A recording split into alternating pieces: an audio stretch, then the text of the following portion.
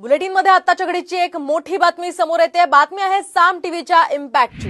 वाहन चालकाला अमानुष मारहाण करणाऱ्या दोन्ही मुजोर पोलीस कर्मचाऱ्यांचं निलंबन करण्यात आलंय।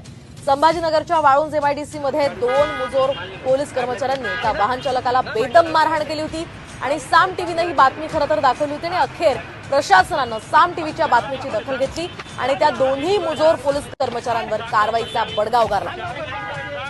आपण पाहू शकतोय हा पोलीस कर्मचारी या वाहन चालकाला अक्षरशः काठीनं मारहाण करतोय आणि त्याच पार्श्वभूमीवर साम टीव्हीने जी बातमी दाखवली होती त्या पार्श्वभूमीवर प्रशासनानं दखल घेत या दोन्ही पोलीस कर्मचाऱ्यांचं निलंबन केलं।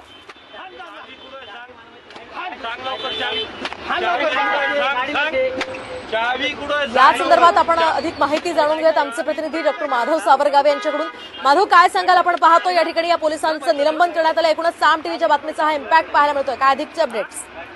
मोहिनी, छत्रपती संभाजीनगर जवळील वाळूंज एमआयडीसी परिसरामध्ये एका चौकामध्ये 2 पोलीस कर्मचाऱ्यांनी ड्रायव्हरला मारहाण केली होती आणि ती अमानुष मारहाण साम टीव्हीने काल दिवसभर दाखवल्यानंतर प्रशासनाने तातडीने त्याची चौकशी केली आणि चौकशीनंतर त्या चौकशीमध्ये 2 पोलीस कर्मचारी हे दोषी आढळल्यामुळे त्यांच्यावर निलंबनाची कारवाई करण्यात आलेली आहे।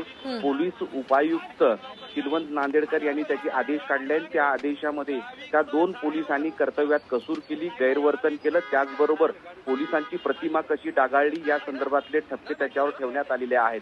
साम टीव्हीनं या तरुण ड्रायव्हरची भूमिका नेमकी काय आहे हे समजून घेऊन कशा पद्धतीनं ही अमानुष मारहाण केली, कारण छोटीशी चूक असताना सुद्धा सर्वसामान्य गरिबांना पोलीस कशा पद्धतीनं मारहाण करतात हे दाखवण्याचा प्रयत्न केला आणि त्याची दखल पोलीस आयुक्तांनी घेतलेली आहे। पोलीस उपायुक्तांनी तसे पत्र काढल्यानंतर आता त्या 2 मुजोर पोलिसांची बडतर्फी करण्यात आलेली आहे। त्यामुळं साम हा शेवटी सर्वसामान्यांच्या सोबत असणार आहे, त्याचे प्रश्न सोडवण्यासाठी आपण अग्रेसर राहतो आणि त्याची दखल सुद्धा आता पोलिसांनी घेतली आहे। अगदी नक्कीच माधव, धन्यवाद दिलेल्या या सविस्तर माहितीसाठी।